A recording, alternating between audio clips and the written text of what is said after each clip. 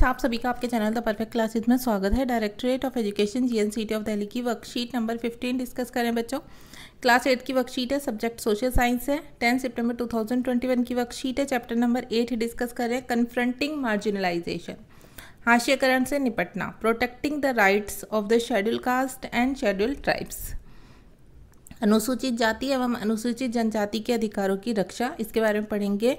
In addition to government policies, several laws have been enacted in our country to protect people of marginalized communities from discrimination and exploitation.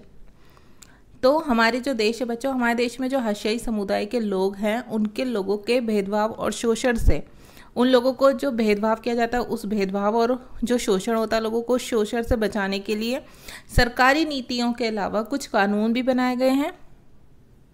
ठीक है, there are provision to protect the rights of the people of this group. Some of these are, इन समूह के लोगों के अधिकारों की रक्षा के कुछ प्रावधान है जो कि इस प्रकार हैं। तो देखते हैं इसे। The schedule class and schedule tribes, prevention of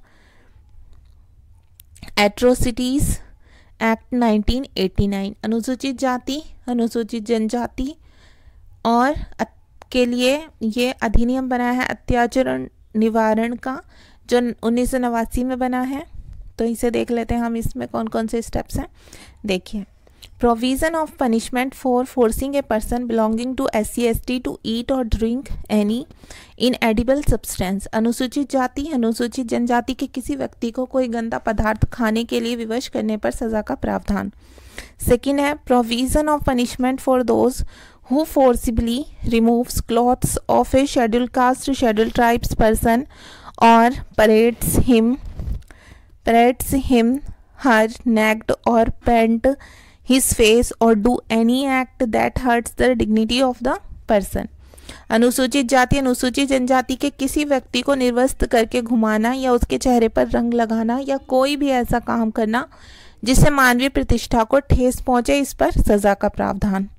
next है provision of punishment for those who occupy the land allotted in the name of a person belonging to a schedule caste a scheduled tribe, अनुसूचित जाति अनुसूचित जनजाति के किसी व्यक्ति के नाम पर आवंटित की गई जमीन पर कब्जा करने पर सजा का प्रावधान।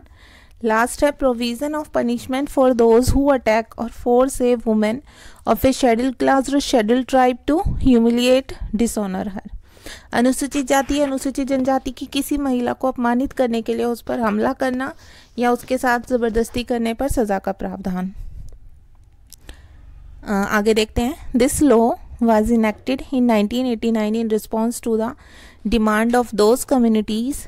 This law list different form of physically frightening and morally reprehensible insult. ये कानून 1989 में ये कानून इन समुदायों की मांगों के जवाब में बनाया गया था। इस कानून में शारीरिक रूप से खौफनाक और नैतिक रूप से निंदनीय अपमानों के स्वरूपों में फर्क कर सूची दी गई है। Its purpose was to bring guilty before people before the law, इसका मकसद दोषी लोगों को कानून के समक्ष लाना था। Demands of Adivasi and act of 1989, आदिवासियों की मांगें और 1989 का अधिनियम। The 1989 Act is important for one more reason, as Adivasi activists resort to this law to restore their occupation of their traditional land। 1989 का अधिनियम एक और वजह से महत्वपूर्ण है। आदिवासी कार्यकर्ता अपनी परंपरागत जमीन पर अपने कब्जे की बहाली के लिए इस कानून का सहारा लेते हैं। The land of tribes cannot be constitutionally sold to a non-tribal person. Where this has happened, they should get their land back to maintain the dignity of the constitution। संवैधानिक रूप से आदिवासियों की ज़मीन को किसी गैर आदिवासी व्यक्ति को नहीं बेचा जा सकता। जहां ऐसा हुआ है वहां संविधान की गरिमा बनाए रखने के लिए उन्हें उनकी ज़मीन वापस मिलनी चाहिए। Tribal activist CK Janu alleges that the government of various states are also not behind in violating the constitutional laws of tribals।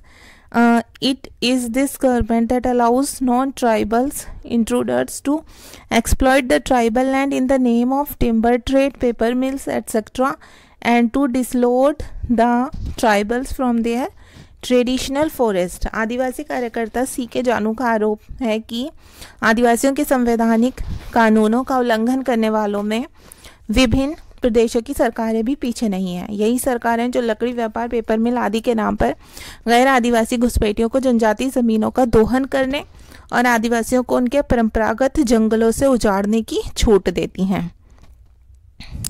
Apart from this, people are being evicted from the forest by declaring them as reserve or sanctuary। इसके अलावा जंगलों को आरक्षित या अभयारण्य घोषित करके भी लोगों को वहाँ से बेदखल किया जा रहा है। मिस जानू also says that when the government can spend a lot of money for the construction of industrial or other projects on the land taken away from the tribals, then why hesitate to spend a little to rehabilitate these displaced people। सुश्री जानू का ये भी कहना है कि जब सरकार आदिवासियों से छीनी गई ज़मीन पर औद्योगिक या अन्य परियोजनाओं के निर्माण के लिए बेहिसाब पैसा खर्च कर सकती है, तो इन विस्थापितों को पुनर्वास देने के लिए मामूली सा खर्चा देने में या खर्चा करने में क्यों हिचकिचाती है वो। एक्टिविटी है बच्चों, draw a picture of person planting sapling and write down what damage can be caused by cutting trees. आपको ये बताना है, पौधा लगाते हुए अपना एक चित्र बनाना है और ये बताना है कि पेड़ों को काटने से क्या क्या हानियां हो सकती हैं। अब क्वेश्चन आंसर देख लेते हैं। क्वेश्चन नंबर 1 है, देखिए क्वेश्चन नंबर 1 है, what was the need of enacting schedule caste schedule tribe law.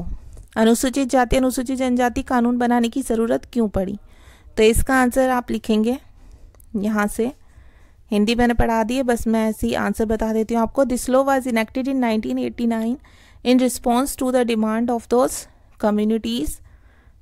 Okay, this law list different forms of physically frightening and morally reprehensible insult। Its purpose was to bring guilty before people before the law। ठीक है, यहाँ तक ये आपका answer 1 है। अब question number 2, what are the main points of scheduled caste and scheduled tribe act 1989। Question number 2 है, अनुसूचित जाति अनुसूचित जनजाति कानून के मुख्य बिंदु कौन कौन से हैं। इसका आंसर आप लिखेंगे, ये सारे पॉइंट्स जो अभी हमने एक्सप्लेन किए थे मैंने अभी आपको, ये आपको लिखने हैं। The schedule caste and schedule tribes prevention of atrocities act 1989। ठीक है, उसके बाद ये फर्स्ट पॉइंट ये लिखना है आपको, या आप फर्स्ट पॉइंट ऐसे भी डाल के लिख सकते हैं, फर्स्ट सेकंड, या ऐसे भी बिल्कुल सेम ऐसे ही आप एक पिक्चर बना के भी लिख सकते हैं। ठीक है, आंसर में, अदरवाइज आप पॉइंट डाल के लिखेंगे तो बेटर रहेगा। Provision of punishment for forcing a person belonging to SC/ST to eat और drink any inedible substance. Second point डाल के लिखेंगे, provision of punishment for those who forcibly removes cloth of a schedule caste schedule tribes person or parrots him her neck or paint his face or do any act that hurts the dignity of the person। Third point डाल कर लिखेंगे, provision of punishment for those who occupy the land allotted in the name of a person belonging to a scheduled caste a scheduled tribes। और fourth point डालकर लिखेंगे आप, fourth point डालकर लिख देंगे, provision of punishment for those who attack और force a women of a schedule caste or schedule tribes to humiliate dishonour her. Okay students, तो यहाँ तक हो गया आपका आंसर नंबर 2। ठीक है, आप क्वेश्चन नंबर 3 देखते हैं। क्वेश्चन नंबर 3 है, why should the tribes get their land back. आदिवासियों को उनकी ज़मीन वापस क्यों मिलनी चाहिए। तो इसका आंसर आप यहाँ से लिखेंगे, the land of the tribes can not be constitutionally sold to a non-tribal person। Where this has happened, they should get their land back to maintain the dignity of the constitution। ठीक है, अब question number 4 देख लीजिए।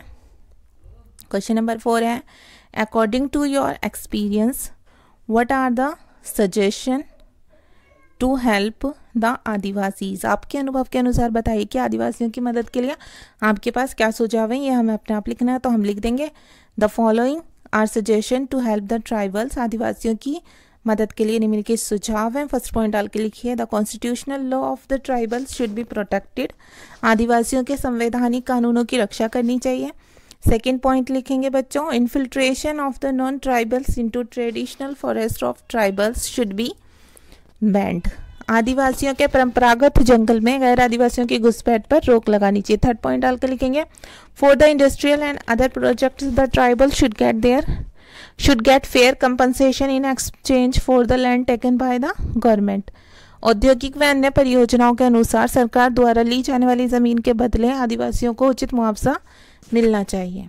तो आपकी worksheet solve होगी students. अगर आपको मेरी वीडियो पसंद आई है तो प्लीज़ मेरी वीडियो को लाइक कीजिए, शेयर कीजिए, हमारे चैनल को सब्सक्राइब कीजिए। Thanks for watching.